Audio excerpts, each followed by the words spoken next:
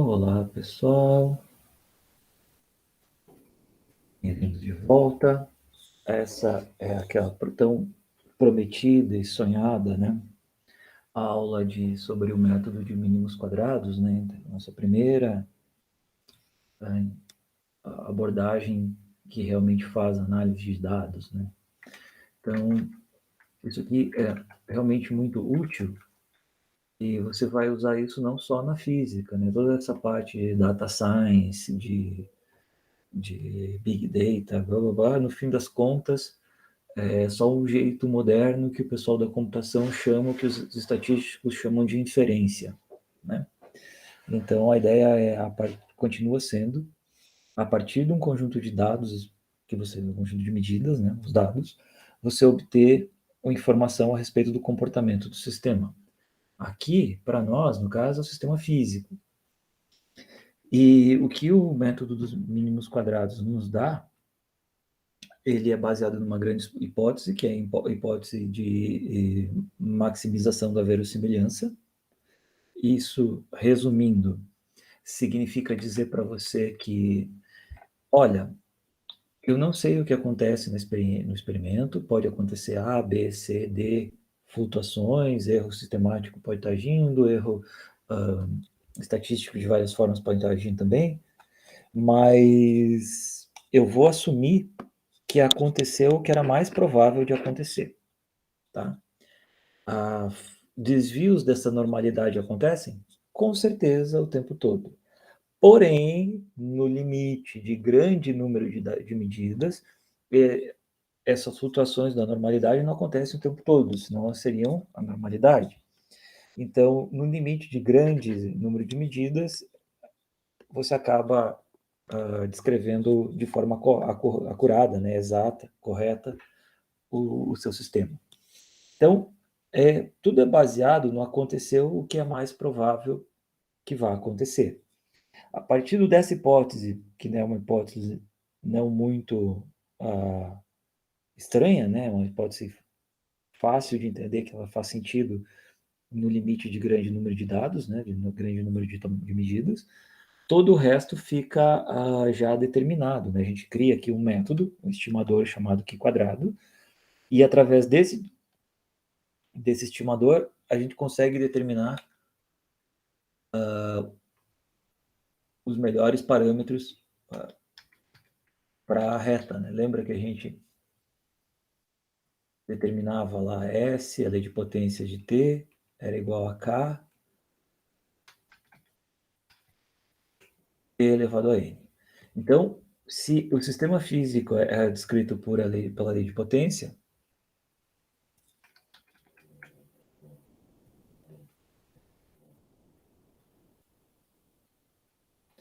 então determinar o comportamento físico do sistema virava determinar quem era o K e o N. E aí a gente passou por aquela técnica, etapa da linearização. Basicamente era aplicar o logaritmo, né? Dos dois lados da igualdade. E isso dava para a gente, bem estrito nisso, né? Aplico o log aqui. Isso dava para a gente y de x era igual a mais bx. E aí, lembrando sempre de onde estamos, para onde vamos, né, e como vamos chegar lá, inicialmente a primeira hipótese era que o sistema dinâmico poderia ser descrito por uma lei do tipo lei de potência. Partindo dessa hipótese, descrever o sistema dinâmico virou descrever, encontrar K e N. E se a lei de potência era possível linearizar, né, e essa pode, se essa forma funcional obviamente pode, determinar o K e o N virou determinar A e B. E aí vocês viram três métodos gráficos para determinar o B, né, no gráfico linear.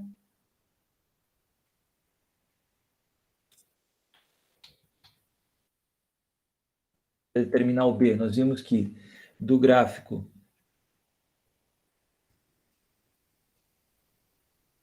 você tinha que o B era igual a ΔY por Δx, né? E do gráfico,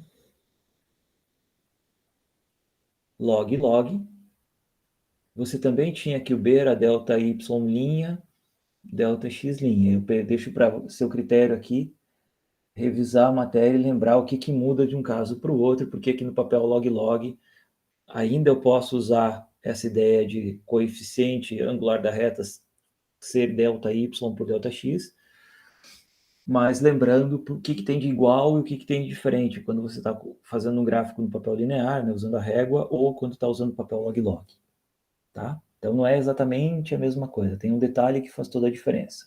Mas ainda assim você tinha duas formas de método gráfico para determinar o B. E para o A você tinha três formas, né?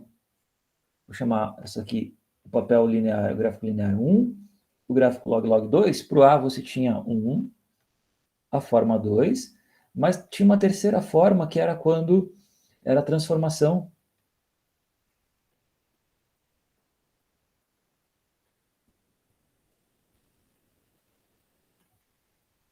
de variáveis. X é igual a T a N. Isso te dizia que S de X agora era KX. E aí o K, ele virou ΔY duas linhas por ΔX duas linhas, né? Porque esse gráfico aqui é um gráfico de S contra X, onde X é T a N, né? No caso da queda livre era T quadrado. Então, você tinha duas formas de determinar o B e três formas de determinar o A. Só que nessas três formas de determinar, as duas de determinar o B, tudo isso vinha do quê? Vinha da hipótese, né, métodos gráficos de você tinha que fazer o gráfico dos pontos e o passo mais importante, que algumas pessoas esquecem, né, nem todos seguem, infelizmente, aí o resultado dá 100% errado, é traçar a melhor reta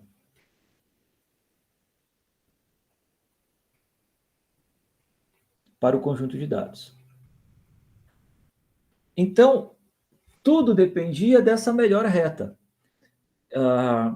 E essa melhor reta que você traçava lá nos dados, você fazia ela na mão, né? E mais do que isso, era no olho, né? Olhômetro. Sei lá, X,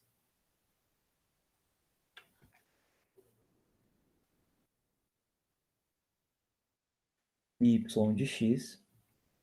E aí você tinha os pontos, né? Barra de erro aqui, barra de erro aqui, barra de erro aqui. Dá essa flutuada, mas você, a melhor reta vai ser dada por isso aqui, né? E você vinha na mão com a régua e, é essa. Será que essa é a melhor reta mesmo? Será que essa aqui não é melhor? Essa aqui passa em quantos? Essa aqui passa em quantos? Uma mais no meio aqui. Eu, no olho aqui, nesse momento, acho que essa é a melhor reta. Essa. Então, como vocês podem ver, tem uma certa liberdade aqui e isso vai te levar a um certo valor que não é um valor que não é 100% correto, né? É meio fácil de enxergar isso. Então, para evitar esse tipo de problema, que pessoas diferentes podem chegar usando o mesmo conjunto de dados, achar que a melhor reta é uma ou a outra, então você vai chegar a um K que não é exatamente o mesmo, né? Significa um A que não é exatamente o mesmo também. Isso significa dizer que, bom, né, que tem uma certa arbitrariedade aqui que leva a resultados diferentes. Isso não é o desejado, né? Mesmo que eu pegue aqui esse ponto da reta e esse ponto da reta e trace com eles ΔY e Δx, ainda assim a escolha dessa melhor reta foi feita a olho, né? E isso não leva à melhor reta de todas. Isso é um problema, no fim das contas, né? O fato de você desenhar no olho aqui, então você até fazia o método 1, desenhava a melhor reta no olho, dava uma reta. A reta que chegava no papel log-log não era a reta equivalente, então não chegava exatamente na mesma resposta, certo? E aí tinha K1, K2, K3, né? G1, G2, G3. Então o método dos mínimos quadrados vem para resolver esse problema. Eu vou te mostrar um método que, de forma inequívoca, através do cálculo do mínimo, ele diz para você qual é o melhor A de todos e qual é o melhor B de todos, esses parâmetros A e B, né?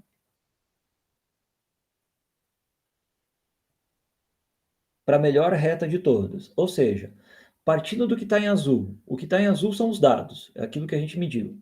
Sei lá, x metros, y metros, sei lá, variável independente e variável dependente. A partir daí a gente faz uma hipótese. A hipótese é descrito pela lei de potência, a qual pode ser linearizada da seguinte forma. Vira uma reta.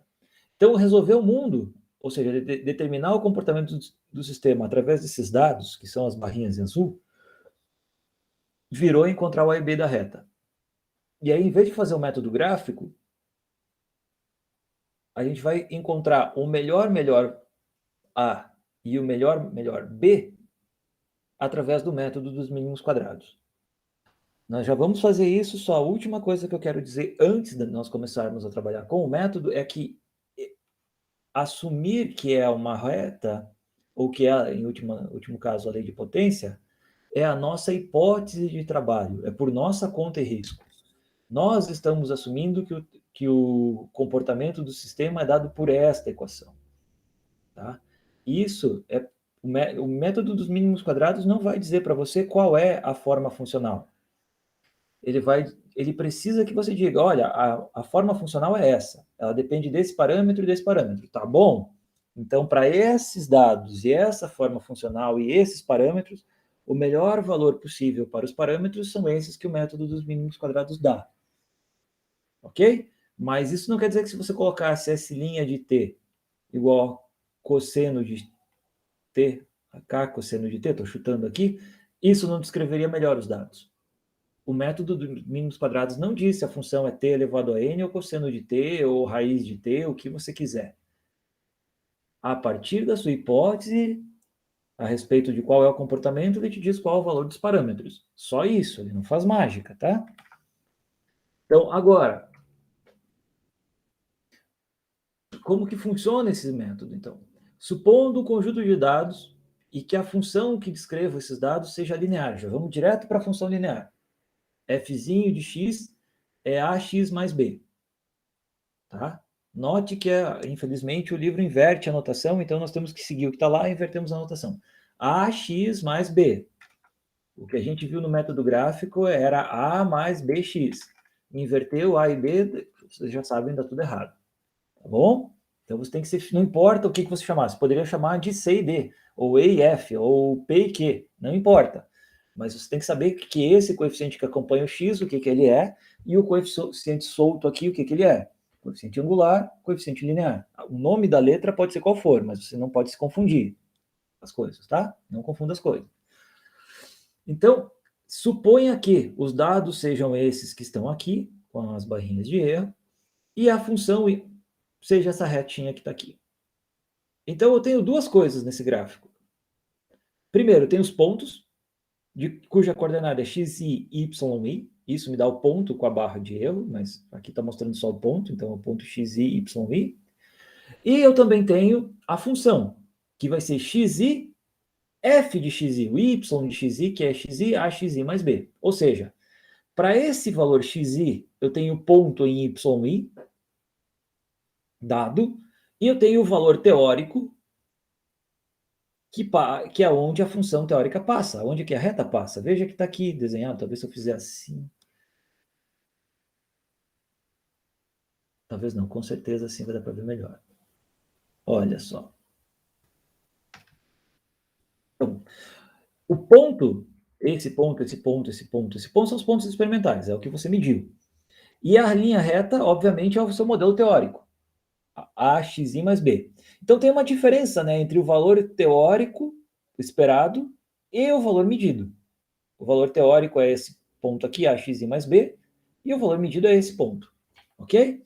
Então, o valor da função no ponto x é este, o y medido para o ponto x é esse. Tá? Então, tem uma diferença. Olha, a reta não passa exatamente em cima de todos os pontos, é isso que eu estou dizendo. Ainda assim, o mínimos quadrados vai te dizer qual é o melhor A e o melhor B para fazer a reta passar o mais próximo possível de todos os pontos. Tá bom? É isso que o mínimos quadrados faz. Qual é o melhor valor de A possível? Qual o melhor valor de B possível para fazer a função teórica passar o mais próximo possível de todos os dados. Tá? Vamos continuar aqui. Então, como que eu faço isso? Eu vou definir o nosso estimador Q quadrado, que é essa letrinha aqui é um x em grego, tá? Tá aqui ele, Q quadrado. E ele, olha o que ele parece. Vocês já viram isso antes, né? Não, nunca vi, professor. Viu sim, algo muito parecido. Qual era a definição de desvio padrão mesmo?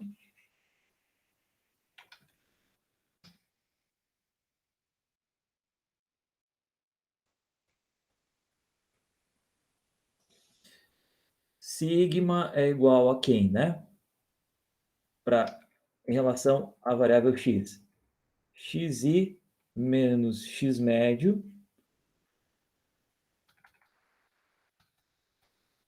Não tem por que se apertar, né? Somatório i igual a 1 até o número total de medidas. Xi menos x médio quadrado, só para deixar claro, como tem o quadrado aqui, o menos não importa, né? No sentido que se x médio for maior que xi ou xi maior que x médio, para aquele caso i em especial, não faz diferença, tenho 2 aqui. Então, mesmo que o número entre parênteses seja negativo, o quadrado vai levar esse número sempre positivo. Então, eu estou somando números positivos aqui, né? Um quadrado. Então, em algum lugar vai estar escrito x médio menos xi quadrado aqui dentro do desvio padrão. Não importa, é a mesma coisa, certo? Está ao quadrado. O sinal dessa diferença não importa porque está ao quadrado. O sinal vai embora. Menos com menos dá mais. N menos 1, né? E isso aqui, se você quiser o desvio, você tem que tirar a raiz quadrada. Né? Então, eu levo ao quadrado, todos os termos, somo todos eles, divido por N menos 1 e tiro a raiz. Então, olha o que está aqui dentro. Deixa eu escrever, em vez de com a raiz, eu vou escrever o quadrado aqui. E agora vamos olhar para a definição de Q quadrado. Para desenhar a letrinha certinho, você faz essa torta e essa reta. Isso. Q quadrado é igual. Somatório em igual 1 até n. De quem? Em vez de você ter o seu valor de referência, que era o valor médio, aqui você tem o y experimental. E em vez de você ter a sua função, o valor do ponto qualquer para tirar, que você usou, medido aqui, medida 1, medida 2, medida 10, você tem a sua função teórica, fi de xi ao quadrado. E em vez de dividir por n menos 1, você divide pelo erro ao quadrado desse ponto aqui. Tá? Veja, aqui está y menos f de xi. Eu escrevi f de xi menos y para o ponto i, né? Posso colocar esse i aqui para você ver. É o ponto. Para ficar coerente,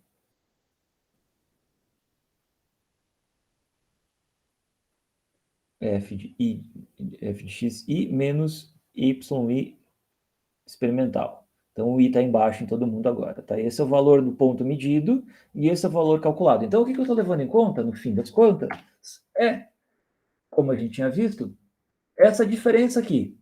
yi é o valor do ponto e f de xi é o valor onde passa a reta para esse x. Então, eu estou levando em conta essa diferencinha aqui. Ó. Essa altura aqui, essa menos essa. Tira a diferença, leva ao quadrado. Então, aqui, f de x é maior que o ponto. Aqui, o ponto é maior que f de x. Tá? Não temos que nos preocupar com esse sinal relativo, né?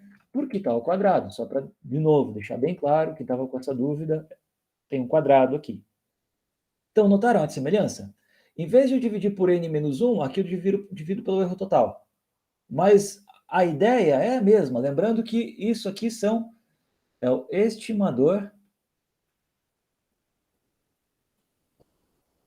Qi quadrado. Se você quiser lembrar como que se escreve isso, é assim, Qi. É assim que você lê, na verdade. A letra escreve assim. O nome dessa letra é o Qi. Então, esse é o Qi quadrado, tá?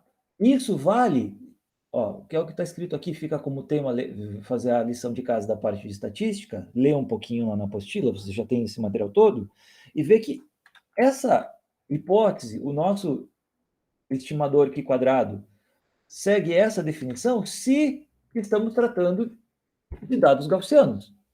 Então, os erros se comportam de forma gaussiana, é isso que eu quero dizer. Leia lá a apostilinha, essa parte em especial, e caso tenha alguma dúvida, por favor, a gente conversa no momento presencial, tá? Então, a ideia é, eu vou determinar quais são os parâmetros a e b da função f de x, ajustando, esse é o termo técnico, eu vou ajustar a função f de x aos dados y e i. Então, eu tenho o conjunto de dados y e i, e eu vou ajustar a função, significa encontrar o melhor a e o melhor b para esta função, dado que a função passe o mais próximo possível dos dados. Tá? Isto é, a soma ao quadrado das distâncias verticais entre os pontos experimentais e a função ajustadas em unidades da barra de erro de cada ponto tem que ser a menor possível. Então, o que o Qi quadrado faz? Ele soma essa distância aqui, pega o valor da função menos o valor do ponto, eleva ao quadrado e soma com essa, soma com essa, soma com essa, soma com essa, soma com essa, soma com essa. Igualzinho a gente fazia essa soma ao quadrado quando calculava o desvio padrão. Ou faz, né? Porque ainda calcula desvio padrão. Só que aqui a gente dividia pelo número total de pontos. Aqui eu vou dividir pelo tamanho da barra de erro. Então, nesse caso aqui, todas as barrinhas de erro são iguais, mas vocês já viram que a vida não é assim na prática. Então, por isso aparece esse índice I aqui. Eu tenho que dividir por aquela barra de erro. Para deixar bem claro o que estamos fazendo,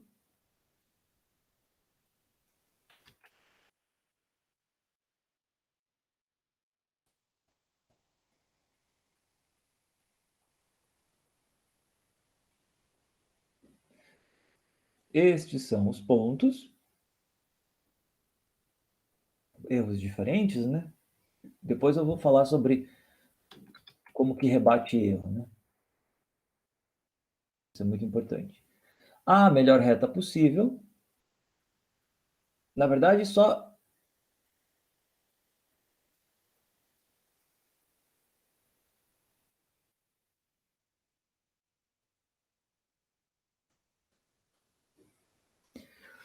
o mínimos quadrados vai te dizer quem são A e B. Então, o mínimos quadrados, o método, vai te dizer quem é a melhor reta possível. Mas o que ele está fazendo? Quando você escreve lá yi menos f de xi ao quadrado, você está vindo aqui nesse ponto, i igual a 2, né? I igual a 1, 2, ponto 3. Esse aqui é o valor do yi. E esse aqui é o valor do f de xi. Tá? Para deixar bem claro.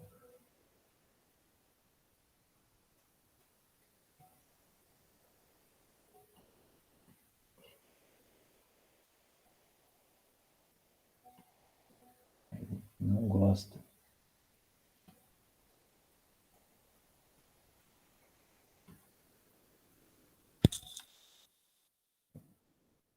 Não vamos tentar brigar com a caneta. É mais fácil fazer isso. Tá, f de xi. Então, f de xi é esse valor aqui em vermelho.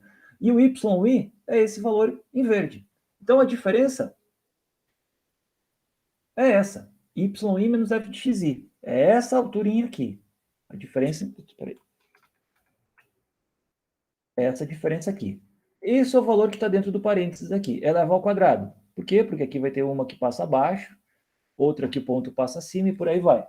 Esse é o valor. Some Ou seja, eu estou somando todos os pontos. Eu vou fazer a mesma coisa para esse, para todos que eu tiver. E aí, divida por quem? Pelo tamanho da barra de erro. Essa barra de erro aqui para o ponto 3 é muito maior que a barra de erro para o ponto 4. Então, como eu estou dividindo pelo tamanho dessa barra de erro, que é sigma, que está aqui, sigma 3, por exemplo, olha sigma 4 como é pequenininha, nem dá para mostrar. Então, quando eu divido ao quadrado, quando eu divido por uma coisa grande, a contribuição para esse ponto que a barra de erro é grande, a contribuição dele é pequena. Quando eu divido por uma coisa que é pequena, ou seja, o erro desse ponto é bem pequenininho, a contribuição dele para a soma é grande. Então, não importa dizer só que a distância, o valor absoluto da diferença entre o ponto medido e o valor esperado é grande. É a diferença entre o ponto medido e o valor esperado, ponto medido e valor esperado, teoricamente, em unidades da barra de erro. É isso que importa. Some isso para todos os pontos. Isso é calcular o Q quadrado. Eu só fiz um estimador muito parecido, a forma funcional, com o desvio padrão, certo? Lembra muito, né? Pois é. Então, agora, qual é a hipótese que está nesse caixinha vermelho aqui? Mínimos quadrados, né? A minimização do Q quadrado significa minimizar o estimador Q quadrado em relação aos parâmetros. Que parâmetros? A e B. Então, eu quero que isso seja um mínimo. Conforme eu tinha dito, isso é uma hipótese. Qual que é a hipótese? A hipótese da maximização da verossimilhança.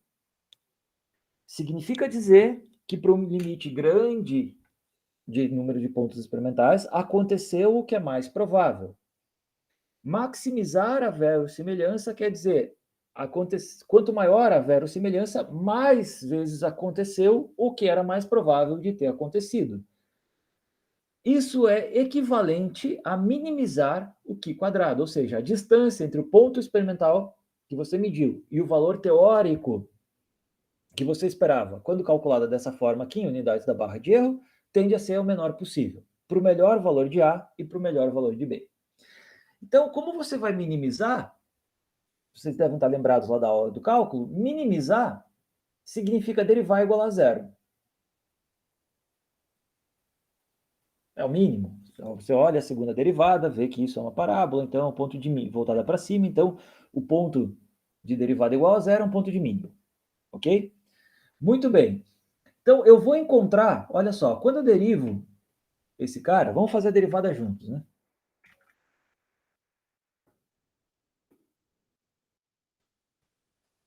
Então, escrever o Q quadrado aqui. Q quadrado, ele depende do parâmetro A e do parâmetro B da sua função. Ele é o quê?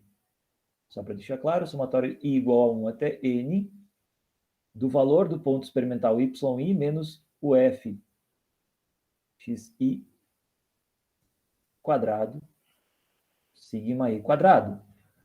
Como que é isso aqui em função dos parâmetros A e B, professor? Bom, Q quadrado de AB explicitamente é YI experimental, né, o valor medido,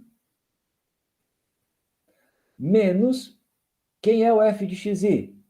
AXI mais B ao quadrado sobre sigma I quadrado. Ok? Esse é o Q quadrado. Se quiser, dá para escrever assim, Q quadrado. Tá? O que significa minimizar?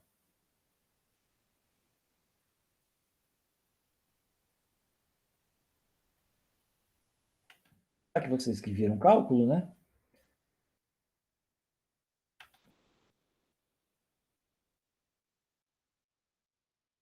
Eu preciso dizer em relação ao que eu estou minimizando, né? Então, eu vou minimizar em relação a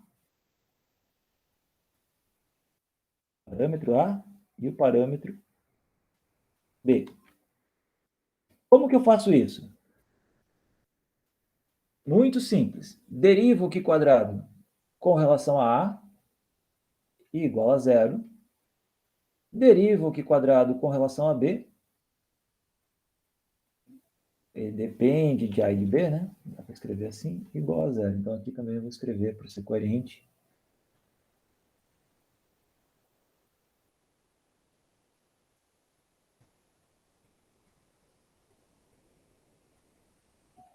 igual a zero. Então, agora, feito isso, bom, eu já tenho a forma funcional do Q quadrado, basta calcular as derivadas e igualar a zero. Então, esse é o trabalho que a gente vai fazer juntos. E isso vai chegar num conjunto de fórmulas que, quando aplicado aos dados, me dizem o valor de A, o valor de B, e já faz junto de bandeja a propagação de erros, isso te dá o erro do A e o erro do B. Então, fazendo isso aqui, esse cálculo, eu vou ter o melhor valor possível para o A, o melhor valor possível para o B, o erro do A e o erro do B. O método dos mínimos quadrados faz tudo isso, tá bom? E para ganhar de lambuja, né, um método que calcula tudo isso para a gente, o que temos que fazer? Derivar o Q quadrado. Então, vamos derivar.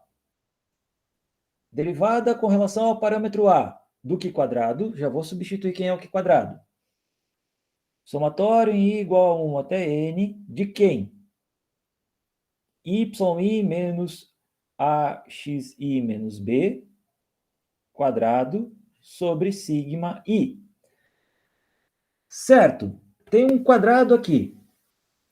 E aqui tem um termo, que depende do A. Como fica? Bom, primeiro que a derivada entra dentro do somatório. Somatório em I, vamos fazer bem devagar.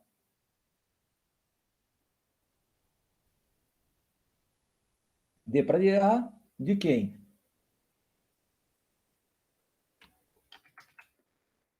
Isso que está aqui. E o que o professor esqueceu? Que o erro também tem que estar ao quadrado, né, professor? E agora, como que eu derivo isso? Né? Função da função, né? Goff fog. F de g de x, g de f de x. Isso é igual ao quê? Ao somatório em I igual a 1 até n, duas vezes o parênteses, yi menos axi menos b, vezes o erro também não depende de A, sigma i quadrado, constante sai da derivada, vezes a derivada com relação a A do parênteses, yi menos axi menos b. E agora eu derivo o parênteses, né? Antes eu derivei a função u, que era o parênteses aqui, o quadrado da 2u, né? du dx. Só para deixar claro, eu chamei o que está em parênteses de u, então ficava u ao quadrado e calculei a derivada como d de u quadrado é 2u, onde u é igual a yi menos axi menos b. E aqui eu não derivei com relação a u, né? Eu derivei com relação a, só para deixar claro. Então agora eu tenho que esse termo aqui é o 2u, né? A constante saiu derivada, esse aqui é o 2u. E esse termo aqui é o du dA. Bom, então segue a conta em preto, né? Somatório em I igual a 1 até N, 2 sobre sigma I, quadrado, que multiplica o quê? O parênteses, yi menos a xi menos b, que multiplica a derivada. A derivada com relação a do yi é zero, né? Não depende do a. A derivada com relação a de menos axi vai ser menos xi. Vai ficar derivada de a com relação a a, que é 1, né? E a derivada do b com relação a é zero. Então, a derivada do parênteses sobrou simplesmente esse menos axi. E isso tem que ser igual a zero, porque a gente está fazendo a derivada do Q quadrado com relação a igual a zero. Então, deu isso aqui igual a zero. Tá bom? Para o segundo termo, é fazer a mesma coisa com relação ao b. Tá? Então, em vez de derivar com relação a eu derivo com relação ao b. O que vai mudar? Eu vou calcular, de novo eu vou chamar o parênteses. Vou pôr aqui. É o que está o parênteses, eu vou calcular du quadrado db. Isso é 2u, só para lembrar a regra da cadeia, né? Não estou escrevendo ela explicitamente aqui, vamos escrever uma vez.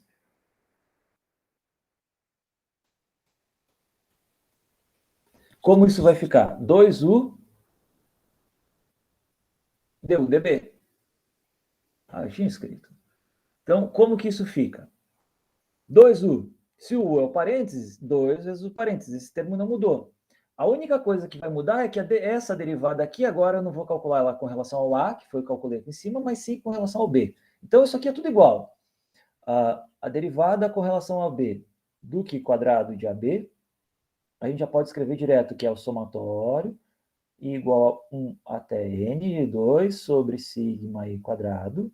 O parênteses, né? A derivada do parênteses é o 2u, u é o parênteses, yi menos axi menos b, que multiplica du db. Então, eu só preciso derivar o u, que é esse parênteses, com relação ao b. O y com relação ao b dá zero, a derivada. O axi, derivando com relação a b, dá zero. E aqui ficou menos db, menos 1. Ok? Se a conta está muito rápida, eu sugiro fortemente que você revise derivadas. Tá? Então, agora,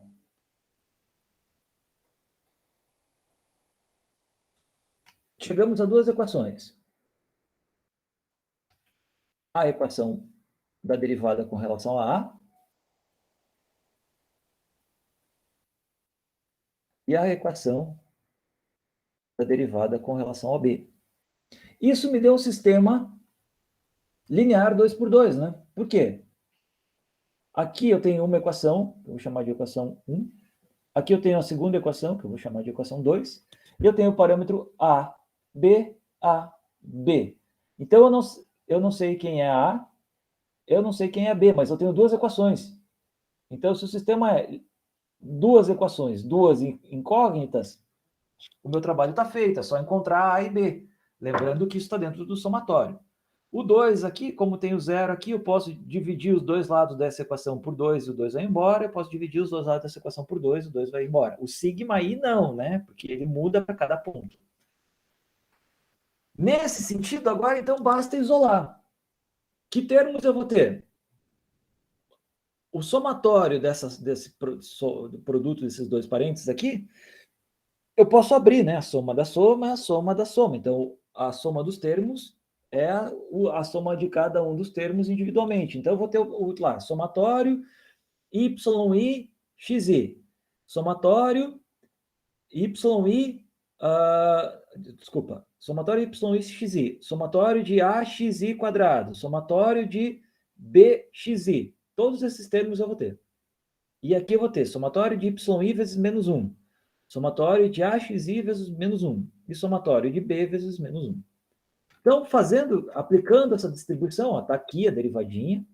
A única coisa que eu fiz aqui foi para simplificar a notação, eu esqueci de fazer esse passo, aqui lá no slide tem, ele define o ômega i como 1 sobre sigma i quadrado, mas é só para isso ficar mais fácil, não tem que escrever 1 sobre sigma i quadrado o tempo todo. Senão é a mesma coisa, tá? É a mesma equação, só é uma troca de variáveis para economizar tinta. Tá bom? Então tá aqui, ômega i, onde ômega i é 1 sobre xi quadrado, yi menos axi menos b vezes menos x, a primeira equação, o 2 sai do somatório, 1 sobre sigma i quadrado, 2 sai do somatório, veja que é a mesma coisa, ômega i, 1 sobre sigma i quadrado, é a mesma coisa, y menos axi menos b vezes menos 1. Então, aplicando a distribuição, vai ter, ó, ômega i, xi. Ômega i, tá aqui esse termo. Ômega i, xi quadrado. Tá aqui esse termo. Ômega i, bxi. Tá aqui esse termo. O que foi feito? Por que está organizado dessa forma? Respeitando os sinais, colocou tudo que multiplica A, com o primeiro termo, tudo que multiplica B, e tudo que não multiplica nem A nem B, jogou do outro lado. É só isso, só organizou os seus termos. A mesma coisa para o B, então, ômega i, o 2 vai embora, ômega i, yi, vezes menos 1. Então, esse ômega y não tem A nem B. Vezes menos 1, ele está negativo, passa para o outro lado positivo. Somatório de ômega y. Ômega i, axi, menos com menos dá mais, está aqui, ômega i, xi vezes A. Ômega i, B, menos 1, então dá mais. Então ficou somatório de ômega i vezes B. Então, chegou nesse sisteminha.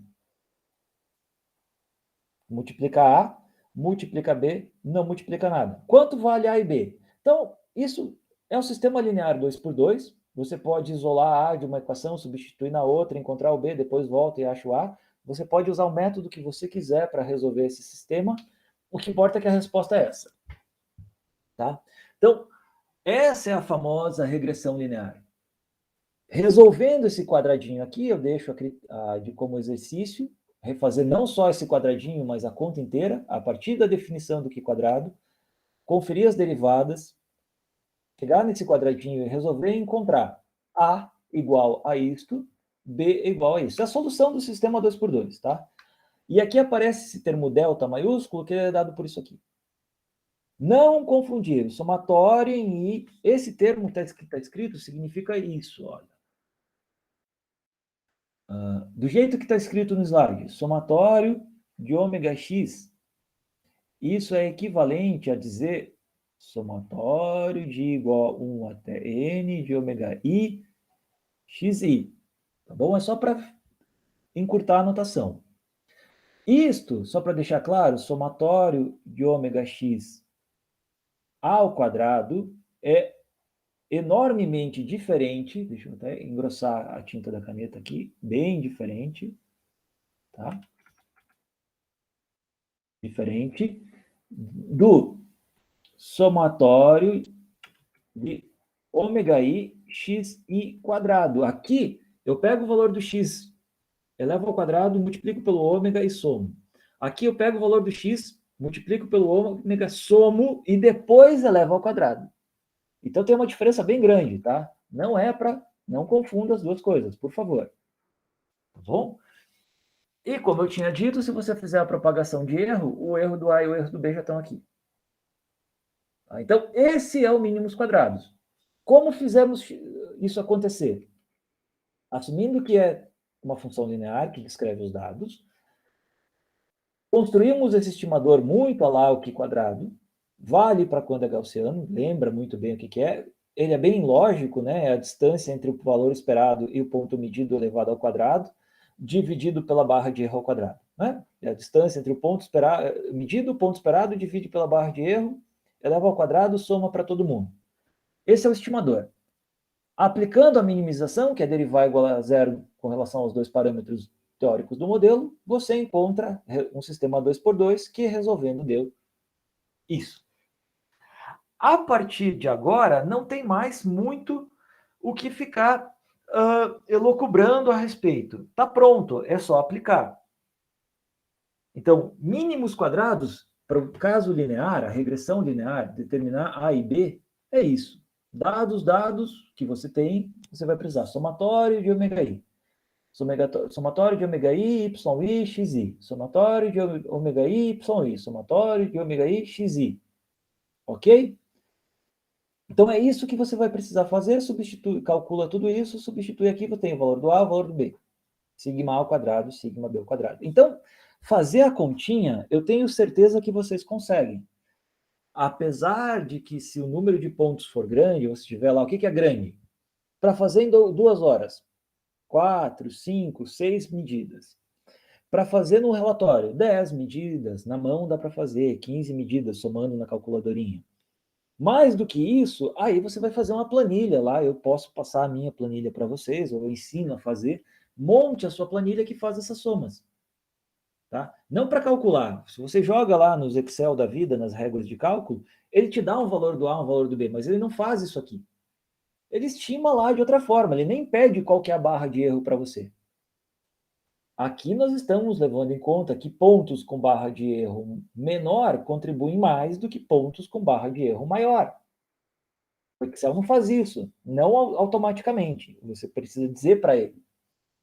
Então é muito mais fácil construir a sua tabelinha, a sua regrinha que calcula isso, sua planilha que calcula o nosso formalismo, de forma que você tem controle do que está acontecendo. E aí ele te dá o erro do A, o erro do B.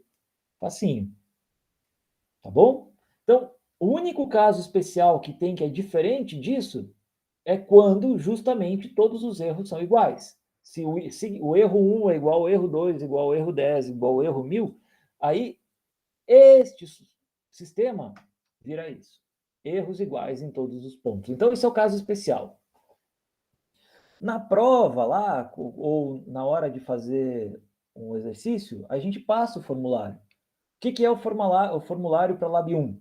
Então, você vai ter como calcular a média, como calcula o desvio padrão, como faz a propagação de erro e qual é o mínimos quadrados para o caso geral e para o caso dos erros iguais. Onde aparece esse Nzão aqui, que é o número total de pontos. Então, esse vale sempre, inclusive nesse. Tem gente que gosta de calcular isso, em vez disso. Mas é uma coisa a mais para ficar lidando, aqui tem o somatório dos y, acaba sendo mais trabalho. Eu não gosto desse método, porque é um método a mais que vale só num caso específico, é uma coisa a mais para... Ok, tá aqui, se quiser usa. Eu prefiro fazer isso aqui o tempo todo. Vale para todo ômega, para todo sigma, inclusive para o caso especial que todos são iguais, não importa, já está pronto, é só usar. Ok? Anyway, isso se reduz nisso se os erros forem iguais, tá bom? Então, a partir de agora, use. Mas eu gostaria de reforçar que você tem que saber o que você está fazendo. Operar lá, montar a tabela, organizar a tabelinha. Eu vou dar as coordenadas de como organiza isso. E chegar no valor, eu sei que faz. É uma operação. Faça um procedimento A, B, C e chegue no resultado final. Isso só mostra que você sabe somar. A ideia por trás é que importa. Por que deu isso aqui? Criamos um estimador que geometricamente faz sentido e assumimos a hipótese de que ele é mínimo, ou seja, a distância entre o valor esperado e o valor medido é mínima, somando para todo mundo, se o experimento deu certo, se aconteceu aquilo que era para acontecer. Então, vai dar o mínimo, eu posso derivar com relação aos parâmetros do modelo, igual a zero, e encontrar os parâmetros. É isso que está acontecendo, ok? Se tudo deu certinho, para um limite muito grande de pontos, essas duas derivadinhas, dq quadrado dA, dq quadrado dB, tem que ser zero. Aí eu encontro A e B. Dá grande? Sim, dá grande. É uma fórmula que eu não vou decorar nunca. Eu não preciso decorar isso. Não é para decorar. É para entender de onde veio, que isso faz sentido, e saber aplicar. Tá bom? Então, como exemplo aqui, foi realizado um experimento, e aí o exemplo já vem de propósito com um assunto que não é de Lab 1, é de Lab 3, eletricidade. Por quê? Porque, muito embora vocês não tenham visto potência elétrica e resistência elétrica, a ideia de vir algo aqui que não é do Lab 1 é para mostrar que o método de análise funciona, mesmo que você não saiba absolutamente nada sobre o que é resistência elétrica, cuja unidade é ohm, você sabe aplicar o método. Então, quando você vai fazer uma coisa puramente estatística, você ainda assim, sem ter muito conhecimento a respeito do sistema físico, você consegue aprender alguma coisa. Você consegue extrair alguma informação. E por isso que a análise de dados está tão em voga. Tá? Aí, colocando um pouquinho do que não está escrito no livro. Eu sempre chamo atenção para isso.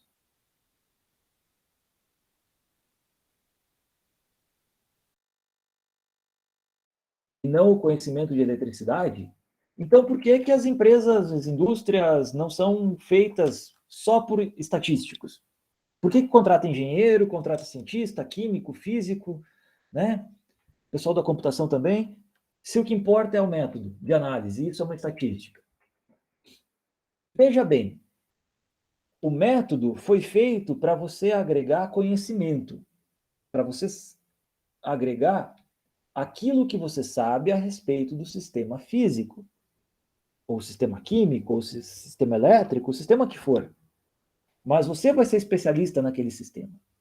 Então você vai saber como, por exemplo, calcular os erros. O que é importante, o que não é.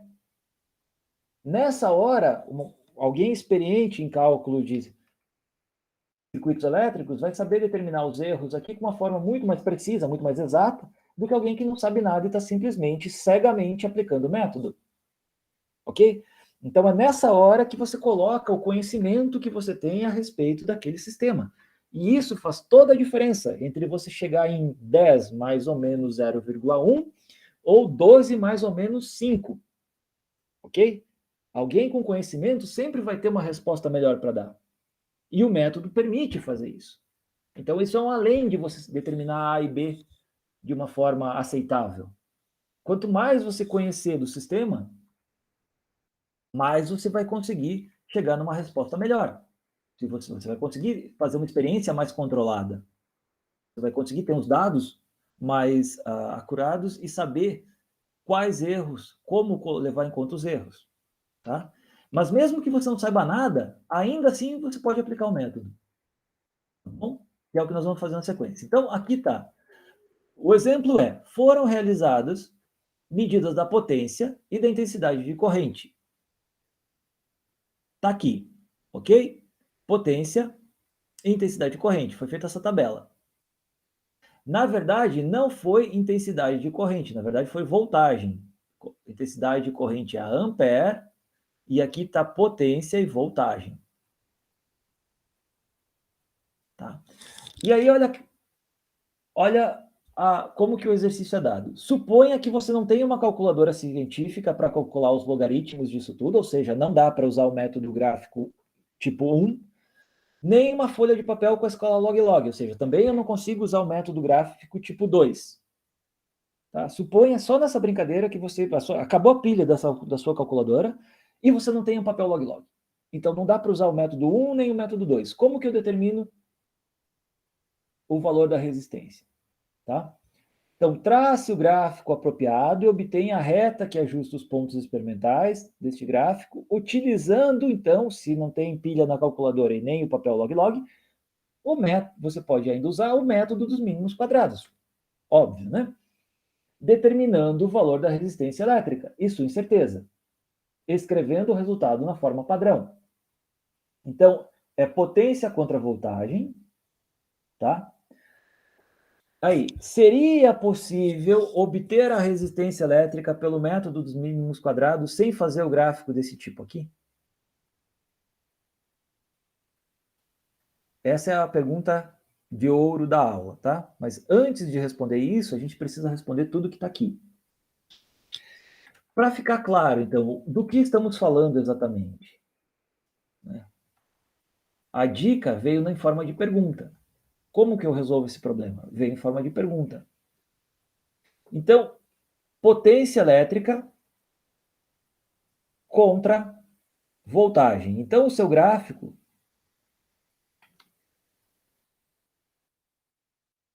inicial, você vai ter voltagem. Vou escrever isso direito, né? Volts. Voltagem, cuja unidade é volts. Para saber tudo sobre volt, não no curso, né? Mas uma introdução, algo para spoiler, né? Assistam Gigantes da Indústria, a parte do corrente contínua contra a corrente alternada.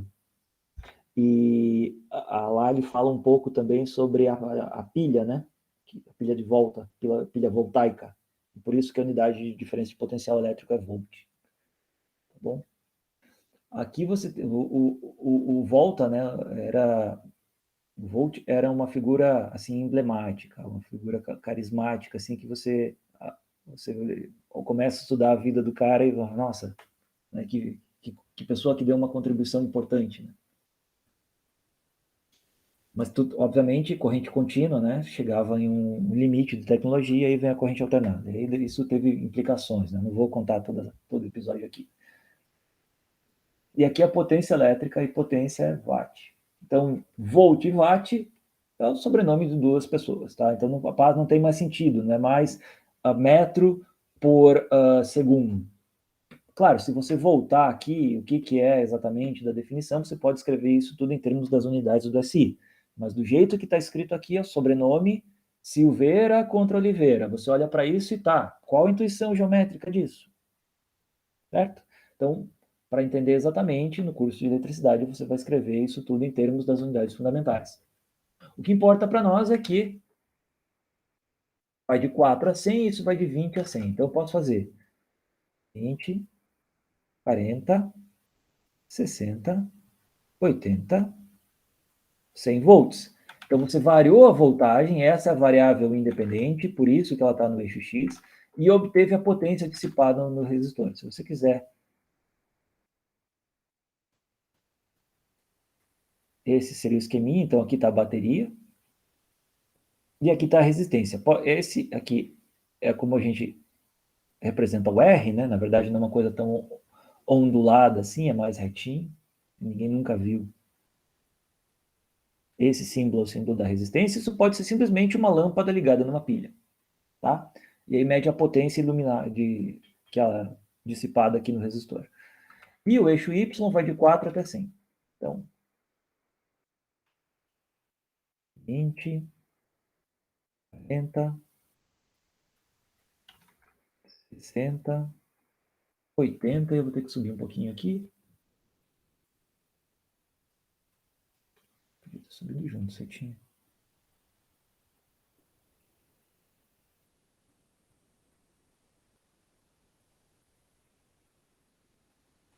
100. E aí você vai pôr os pontos. 4 com 20, então aqui está 10, aqui está 5. 4 com 20 é isso. 16 com 40, então 15. 16 está um pouquinho em cima aqui. 36 com 60. Peraí, óbvio que não, né? 10, 15, 16 com 40 aqui, né? 36 com 60, então 35, 36 está aqui. 64, né, com 80. Estou fazendo no olho aqui, não na régua. 60, aqui é 70, 65, 64 com 80. E o último é 100 com 100. Então, esse está fácil. 100, 100. E aí, é uma reta? Será que dá para ligar esses pontos por uma reta? Se eu colocar uma reta aqui, fica ruim lá. Se eu colocar uma reta lá, fica ruim aqui embaixo. E se eu colocar uma reta no meio, fica ruim para todo mundo. Então, isso é um forte indicativo de que não é uma reta. Então, seja lá qual a relação que você P de V, a potência com relação à voltagem, isso é diferente de reta. Tá? Igualzinho antes. Professor, mas se não é uma reta, a gente pode usar a lei de potência. É verdade. Qual que era a lei de potência? S de T é K TAN. No nosso caso aqui, vamos ler o que o enunciado disse. Olha a caixinha. Seria possível obter a resistência pelo método dos mínimos quadrados sem fazer P contra V quadrado? Bom, isso é uma segunda pergunta, mas olha que ideia interessante. Vamos plotar P contra V quadrado. Então, primeiro, a lei de potência virou P de V igual a quem? 1 sobre R V quadrado. É isso que está escrito aqui. 1 sobre R V quadrado. Essa é a potência com relação à resistência. Isso vem lá do curso de eletricidade. Não importa para nós nesse momento deduzir isso. Tá bom, aceitamos e vamos aplicar o método. Então, para isso ser verdade, para eu poder aplicar a lei de potência, olha como está fácil. K eu vou identificar como sendo 1 sobre R e o N, 2. Esses seriam os valores esperados, né? Então, quem é o R?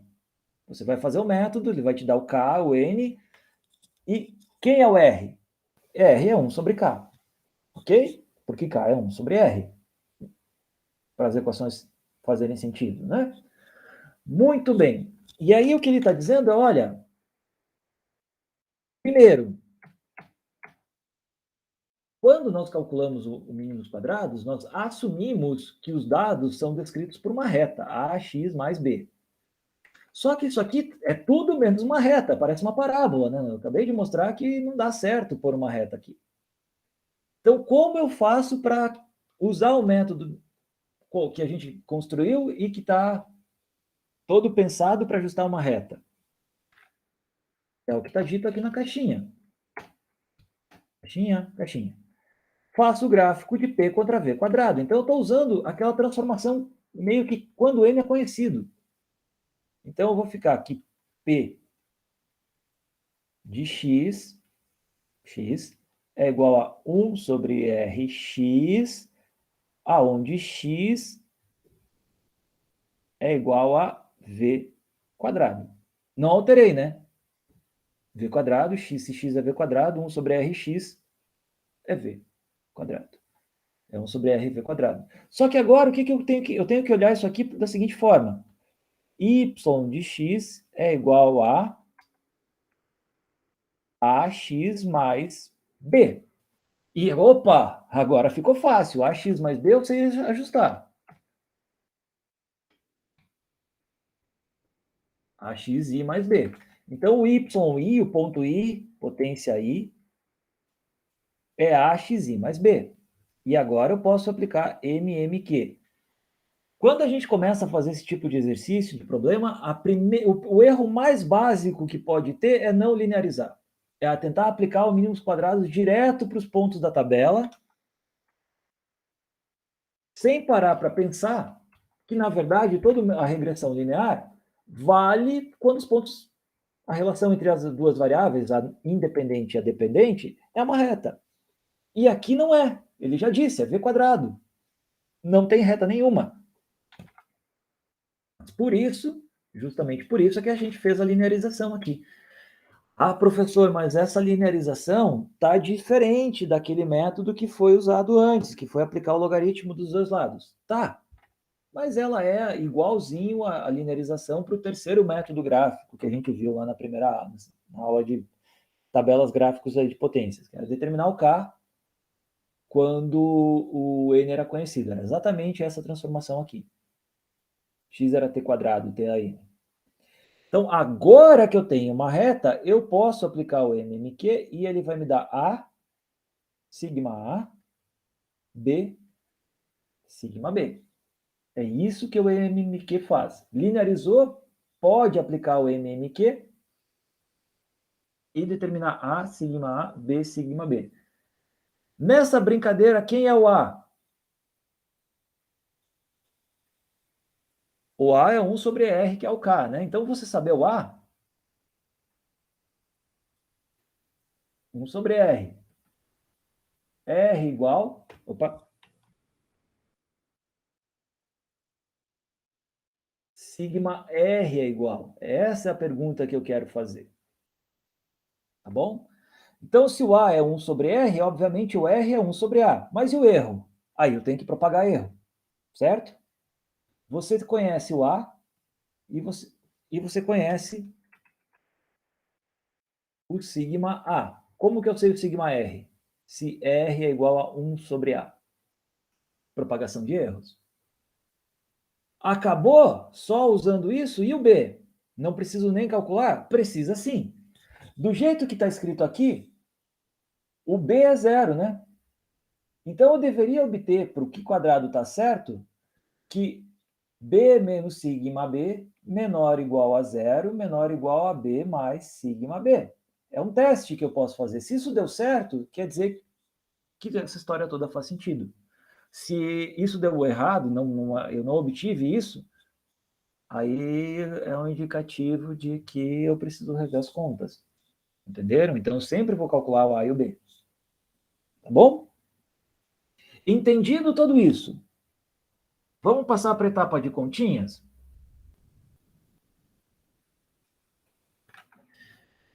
Então, primeiro, eu tenho potência e voltagem.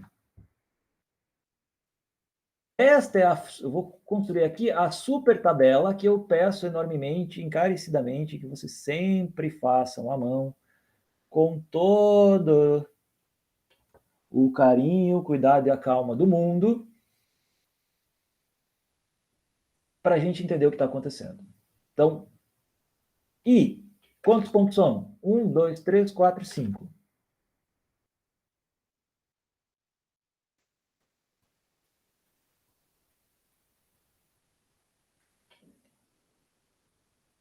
Soma. EI. Aqui está o erro, né? Mais ou menos 1 volt. mais ou menos 1 watt, mais ou menos 1 volt.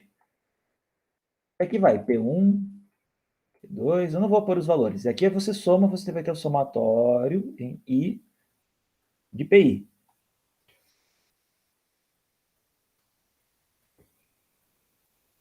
VI. Então, isso aqui é watt, isso aqui é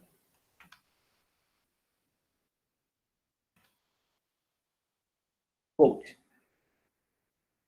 Então, você vai ter V1, V2, blá, blá, blá, somatório em I de VI.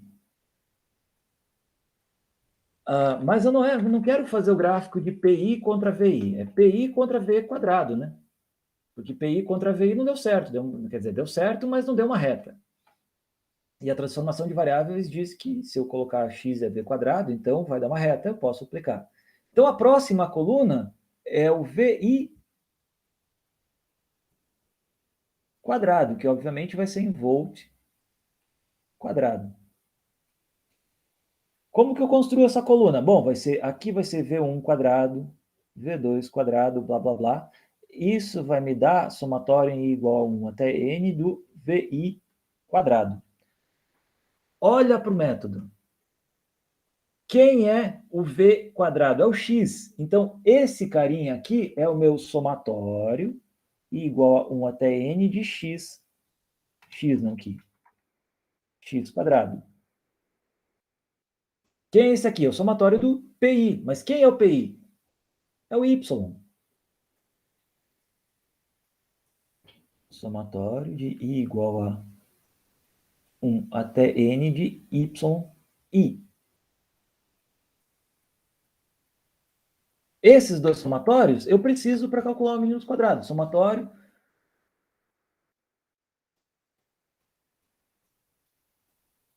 Ok? Não é exatamente o somatório em Y. É o somatório de ômega Y. Somatório de ômega XY. Somatório de ômega X.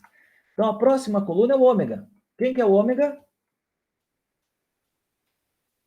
Isso sempre tem que prestar muita atenção. Aqui é que está o segredo do sucesso. A gente tinha definido que o ômega i era 1 sobre sigma i quadrado. Quem é o sigma? Bom, é a barra de erro. Em que gráfico? No gráfico, na verdade, na tabela, já foi dado aqui que o erro da potência é 1 watt e o erro da voltagem é 1 volt. Certo? Então, neste gráfico aqui, esse ponto é 4 mais ou menos 1 volt e 20 mais ou menos 1, então a barrinha é super pequena, watt. Daqui para frente eu tenho duas, vou super exagerar o tamanho da barra de erro, né? Então, no gráfico, voltagem contra potência,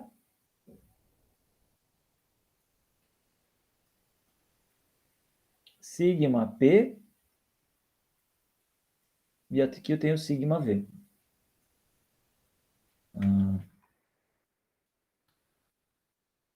Deixa assim, sigma V.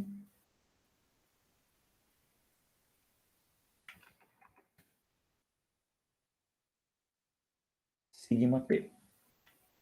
E isso muda de ponto para ponto, né? Esse é o ponto I igual a 1, né? O ponto 1. E é para o ponto 2.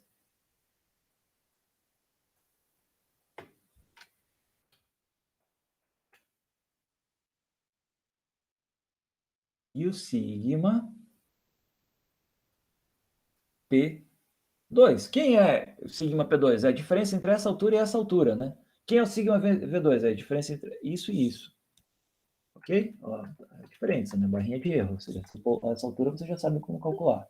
Então, esse é o 1, esse é o 2. E isso vai para todos. E agora? Quem que eu uso para calcular o ômega i? Não falou sigma P ou sigma V. A partir de agora, tem mais de uma forma de fazer a brincadeira, certo?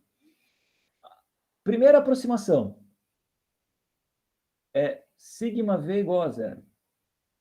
Ponto. Isso é muito simples, é muito fácil, por razões que vão ficar claras na sequência.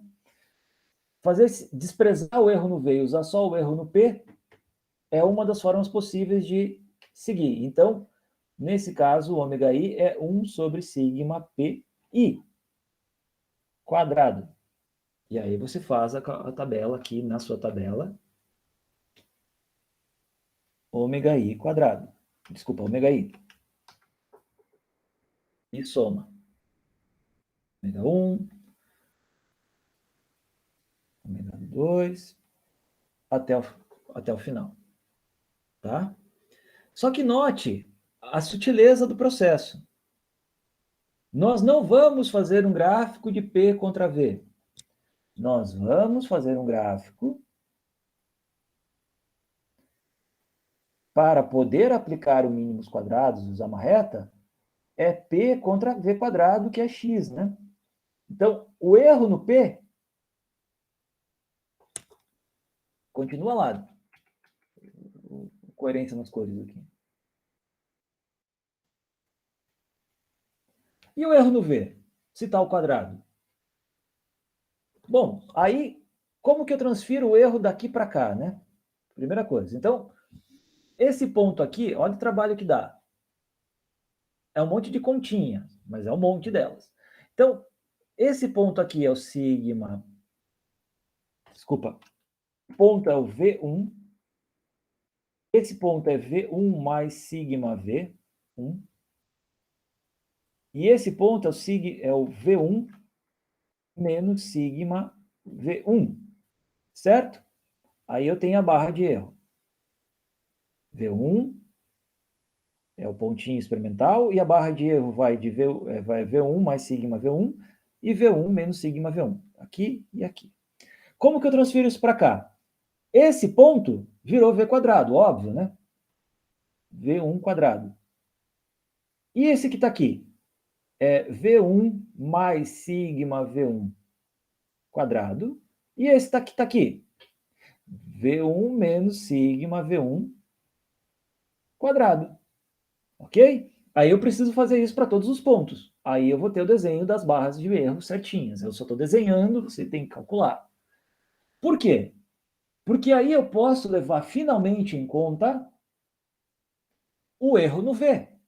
Se o erro a priori, lembra, não sei qual, se o erro no P é mais importante, o erro no V é mais importante, o erro no X agora, né, porque X é V quadrado, ou eu posso desprezar um, ou não posso desprezar nenhum, será que essa aproximação aqui é boa? Né? Tá, se não é, como que eu faço? Na prática, entra um valor só, professor.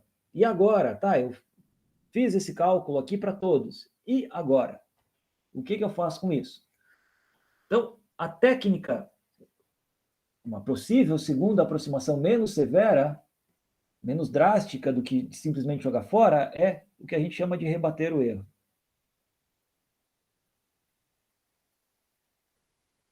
Duvido que o Excel faça isso para você automaticamente, tá? Por isso que a gente está aqui aprendendo a fazer. Então, nessa técnica, para você não ter dúvidas do que está acontecendo, já é o gráfico, não tem mais V na história, é X, P, lembrando que X é igual a V quadrado, né? O ponto, dá para fazer isso aqui, o erro sigma P, o ponto P, sigma V, sigma X, desculpa. E aí eu vou dizer que isto é equivalente a isso aqui. O ponto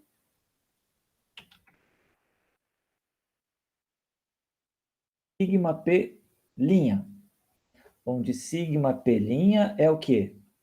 Eu poderia imaginar o quadrado é sigma P quadrado mais sigma X quadrado. Então, rebater o erro, o que eu fiz?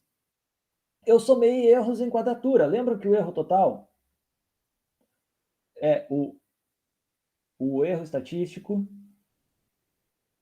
mais o erro sistemático ao quadrado? E aí, quando eu tirar esses dois daqui, isso vira raiz? é a mesma ideia. Por quê? Porque a gente viu na aula passada, em propagação de erros, que erros se somam quadraticamente. Como que é somar quadraticamente? É assim, é isso. Soma, pega o primeiro, soma, pega o primeiro eleva ao quadrado, soma com o segundo ao quadrado. Então, esse valor sigma p, obviamente, é dado por essa raiz. E esse é o sigma pi. Ok? Então, eu assumo que não tem erro em x, que é v quadrado, não tem erro nenhum aqui, mas eu somo ele no erro do p, quadraticamente, eu rebati, ou seja, a barrinha que de erro estava aqui foi parar aqui em cima, por isso que fala rebater. Tá bom? E agora eu posso dizer que ômega i é 1 sobre sigma, a notação fica carregada, sigma p i linha quadrada. Então, essa barrinha de erro rebatida aqui. Então, é uma coisa que não tem derivada, não tem integral, não tem nada demais, é só um monte de continha. Mas, como é um monte delas, é muito fácil cometer erros. Eu cometo, pelo menos. Para organizar e evitar que você cometa vários erros, faça o processo em separado e faça uma tabelinha.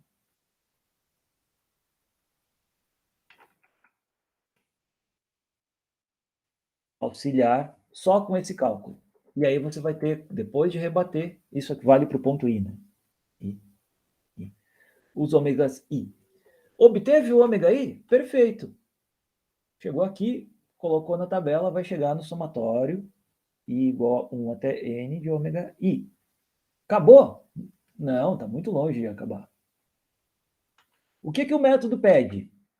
O método dos mínimos quadrados, eu estou construindo ele, eu preciso somatório de ômega I. Ah, opa! Esse somatório de ômega I é simplesmente isso. Qual que é o próximo, professor?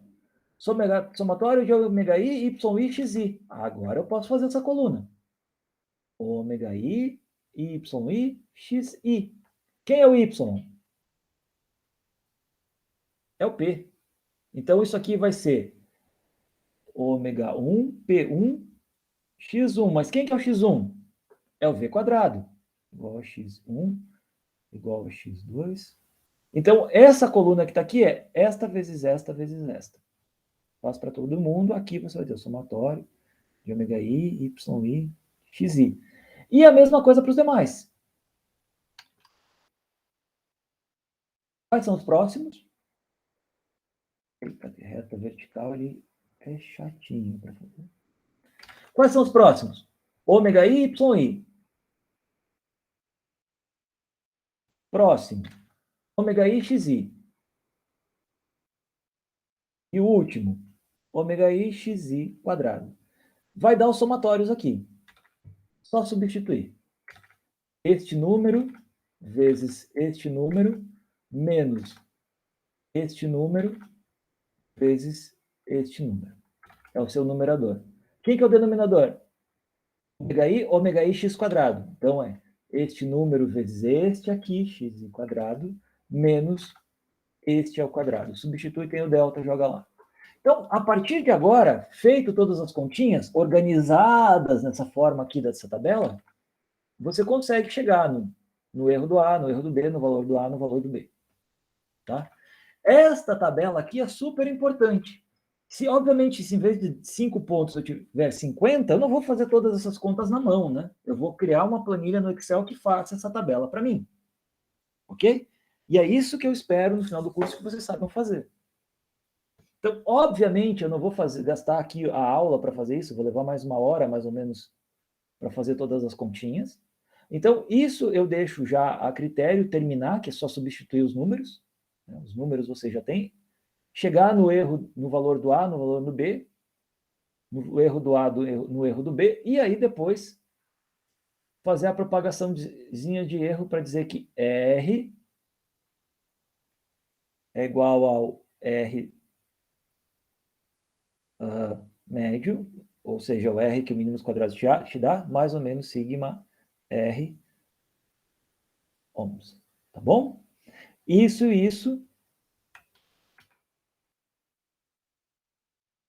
MQ.